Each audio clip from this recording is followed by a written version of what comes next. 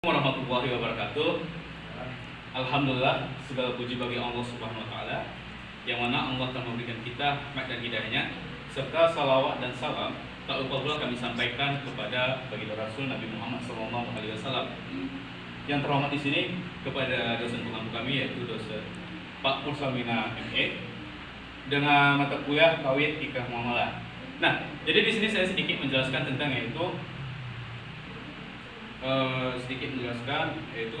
al-nuqud laisa sulam, yaitu artinya uang bukan sebagai komoditas. Perlu kita sadari sebelumnya, uang dan komoditas ini adalah dua hal yang berbeda, yang mana pada dasarnya atau yang pada kita ketahui, uang merupakan sebuah alat transaksi yang mana untuk menukar ataupun membeli, sedangkan komoditas adalah suatu barang yang diperjualbelikan dengan tujuan tertentu. Nah, jadi fungsi uang di sini adalah untuk memberikan ataupun memilih barang dengan nilai guna tersebut dengan tujuan membelinya. Pada hakikatnya, uang bukan sebagai komoditas, adalah standarisasi kegunaan yang terdapat pada barang dan tenaga sebagai sesuatu yang dipergunakan untuk mengukur tiap barang dan tenaganya. Sini dimisalkan, harga adalah standar untuk barang, sedangkan upah adalah standarisasi untuk manusia, yang masing-masing merupakan perkiraan masyarakat terhadap nilai barang dan tenaga. Selain itu, uang didefinisikan sebagai sesuatu ataupun benda yang diterima oleh masyarakat sebagai alat tukar perdagangan.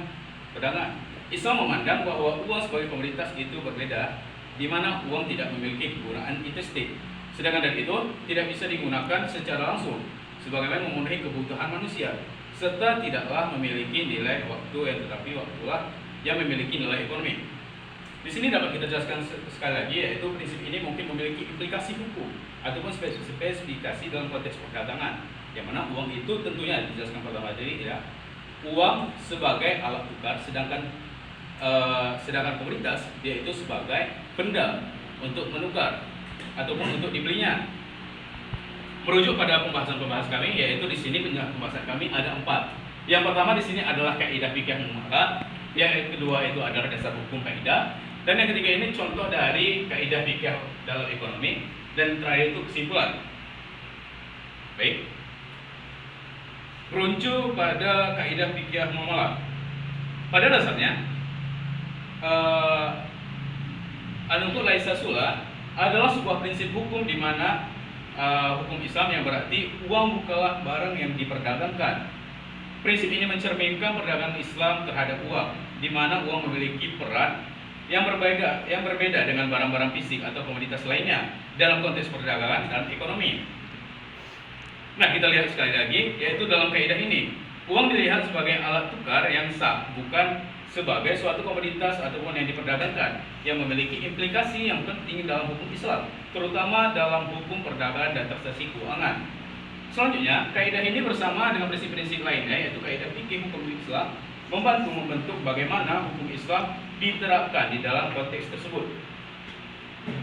Dijelaskan sini, prinsip ini mencerminkan perhatian Islam terhadap etika dan keadilan dalam hal uang ataupun berbisnis. Kita lihat lagi, yaitu prinsipnya misalnya mendukung perdagangan Islam tentang larangan riba dan penekanan pada keadilan yang diperdagangan dalam transaksi. Di sini adalah konteks, yaitu larangan riba. Uang merupakan salah satu bentuk ribawi, yaitu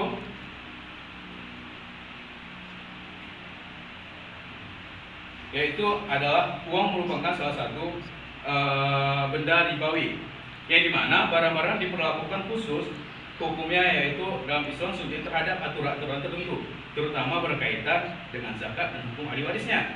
Benda ribawi terdiri atas beberapa kategori seperti adanya uang, emas, serta gandum, kurma, garam, dan lain hal sebagainya.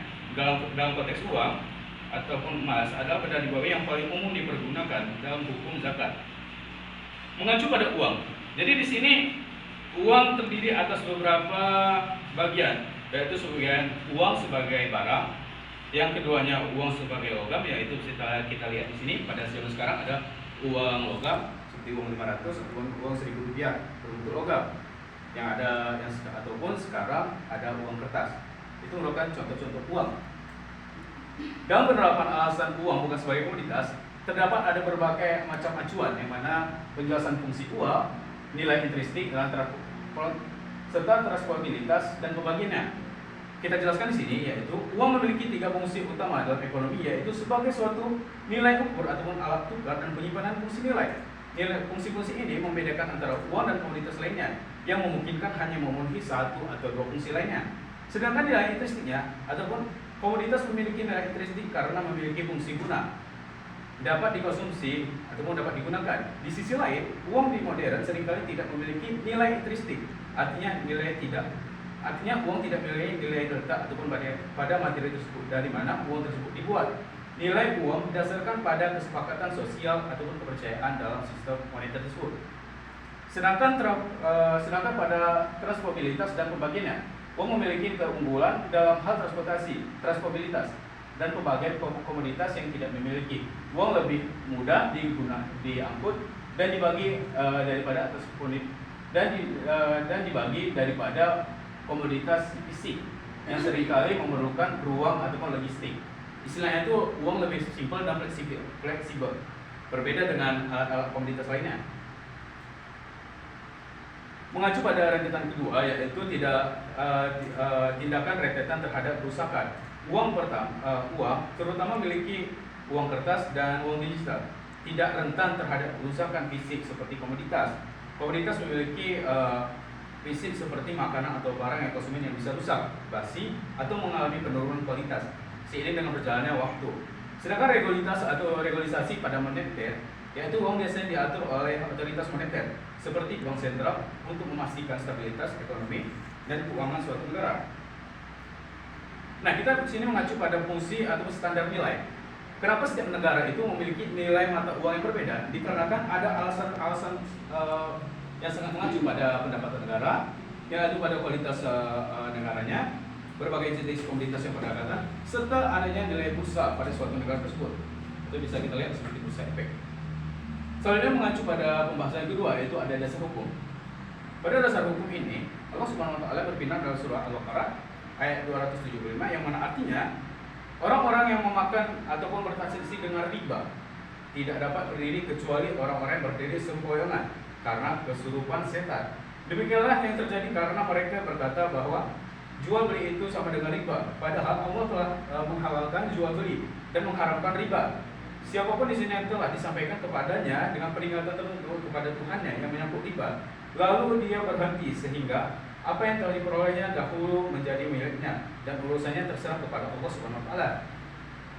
Siapapun yang memulai transaksi riba, mereka itulah penghuni neraka. Mereka akan kekal di dalamnya. Itu berdasarkan penjelasan dari Quran surah Al-Baqarah ayat 275. Sedangkan pada hadis saya mengacu pada salah satu hadis saja, yaitu seperti dalam hadis Sahih Al-Bukhari, yaitu di nomor 2071.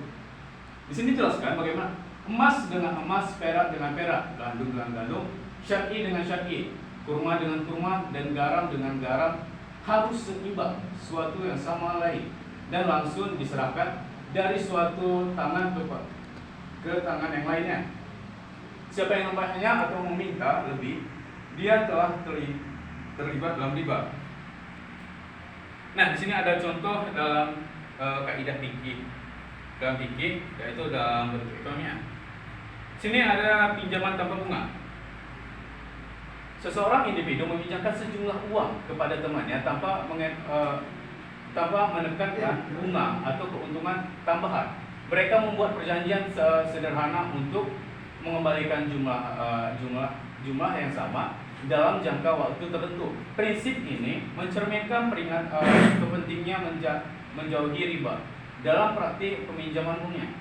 Nah, jika dalam suatu konteks ribanya, ketika si peminjam mengasih peminjaman kepada yang peminjam, ketika si peminjam ini memberikan misalnya saya berikan uang ini kepada Fadri Rp2.000. Fadri mengatakan iya, akan saya kembalikan 2 hari ke depan. Tetapi jika saya sendiri memberikan pinjaman itu mengatakan ketika uang ini lebih dari 3 hari, maka jumlahnya akan bertambah. Nah, yang itulah dimaksud dengan riba, karena ada nilai tambah yang dapat membebankan kepada si peminjam. Yang kedua itu ada transparansi dalam kontrak bisnis. Dalam sebuah perjanjian bisnis, dua pihak sepakat untuk melakukan pertukaran barang atau jasa atau mata uang. Mereka menjaga transparansi ataupun menjaga kejujurannya dalam barang ataupun jasa. Kontrak mereka memastikan bahwa nilai mereka diterima sesuai dengan nilai mereka yang bayar. Prinsip ini mencerminkan pentingnya menjaga keadilan dan transaksi ekonomi. Kesimpulannya ialah dalam Islam, uang dipandang sebagai alat tukar, bukan sebagai komoditi. Peran uang ini dimasukkan untuk menyelesaikan ketidakadilan, ketidakjujuran, dan persiapan dalam ekonomi tukar menukar atau istilahnya itu barter. Karena dalam sistem ini, karena sistem barter ada unsur ketidakadilan yang digolongkan sebagai riba al-fadl yang dilarang dalam Islam. Islam memandang uang sebagai alat yang memiliki peran khusus dalam ekonomi, berbeda dari komoditas fisik, dan menekankan pada prinsip-prinsip etika, keadilan, dan tanggung jawab lainnya. Dalam penggunaan uang, Islam menekankan pentingnya menjalani kehidupan ekonomi yang sesuai dengan prinsip-prinsip moral, etika yang sesuai dengan ajaran agama. Mungkin penjelasan saja hanya sampai di sini, lebih dan kurang kami mohon maaf. Wabillahi taufiq wal hidayah. Assalamualaikum warahmatullahi wabarakatuh. Assalamualaikum warahmatullahi wabarakatuh.